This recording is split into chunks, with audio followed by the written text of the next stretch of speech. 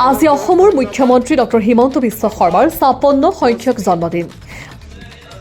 ভাৰতীয় জনতা পাৰ্টীৰ ৰূপহী মণ্ডলৰ ঋত্বিকত দিনজোৰা কাৰ্যসূচীৰে মুখ্যমন্ত্ৰী হিমন্ত বিশ্ব শৰ্মাৰ জন্মদিন উদযাপন। আজি ১ ফেব্ৰুৱাৰীৰ পৰাই মুখ্যমন্ত্ৰী হিমন্ত বিশ্ব শৰ্মাৰ ৫৬ বছৰত ভৰি দিলে। মুখ্যমন্ত্ৰীগৰাকীৰ জন্মদিন উদযাপনৰ বাবে অসমৰ বিভিন্ন প্ৰান্তত বৰ্ণাঢ্য কাৰ্যসূচীৰে উদযাপন কৰা হয়। ৰাজ্যৰ বিভিন্ন প্ৰান্তৰ সমান্তৰালকৈ ৰূপহীত এক ব্যতিক্ৰমী ৰূপত উদযাপন কৰা হয় মুখ্যমন্ত্ৰীগৰাকীৰ জন্মদিন। ৰাতিপুৱা ৰূপহী মডেল হস্পিটেলত ৰূপহী সমষ্টিৰ বিভিন্ন প্ৰান্তৰ পৰা দলীয় নেতাকৰ্মীসকলে ৰোগীসকলক ফল মূল বিতৰণ কৰে। তাৰ পাছত মুখ্যমন্ত্ৰীৰ জন্মদিনৰ উপলক্ষে বিজেপিৰ কৰ্মীসকলে ফাকলি প্ৰাথমিক বিদ্যালয়ত স্বচ্ছ ভাৰত অভিযানৰ অংশগ্ৰহণ কৰে।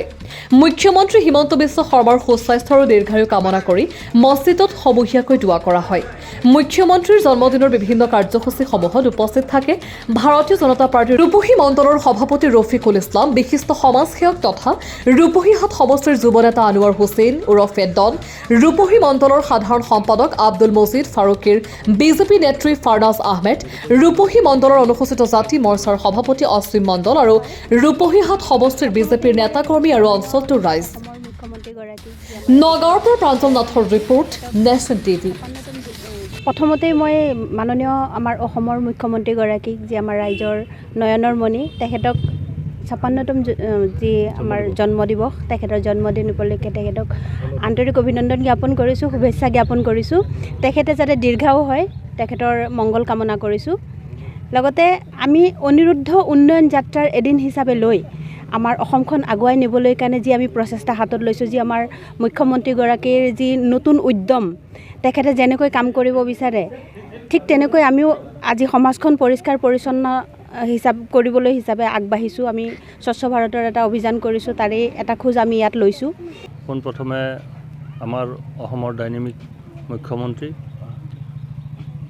মই আজিৰ এই শুভ দিনটোত তেখেতক শুভেচ্ছা জ্ঞাপন কৰিছোঁ আৰু তেখেতৰ উজ্জ্বল ভৱিষ্যত কামনা কৰিছোঁ আৰু তেখেতৰ দীৰ্ঘায়ু কামনা কৰিছোঁ, যাতে অনাগত দিনত তেখেতে আমাৰ কাৰণে, দেশৰ কাৰণে, ৰাজ্যৰ কাৰণে যাতে ভাল কাম কৰিব পাৰে, তাৰে কামনা কৰিছোঁ।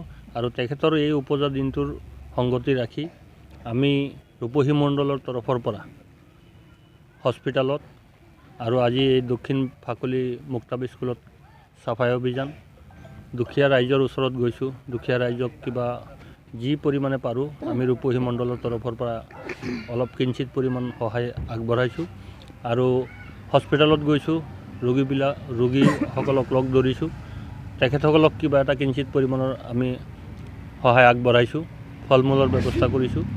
সেই দিনজোৰা কাৰ্যসূচী আমি বিভিন্ন স্কুলত গৈ আছোঁ, বিভিন্ন হস্পিটেলত গৈ আছোঁ, বিভিন্ন মাদ্ৰাছাত গৈ আছোঁ আৰু গাঁৱৰ যিবিলাক ৰোগী আছে, বেমাৰী মানুহ আছে, ঘৰত পৰি থকা, সেইসকল মানুহৰ ওচৰত গৈ আছোঁ।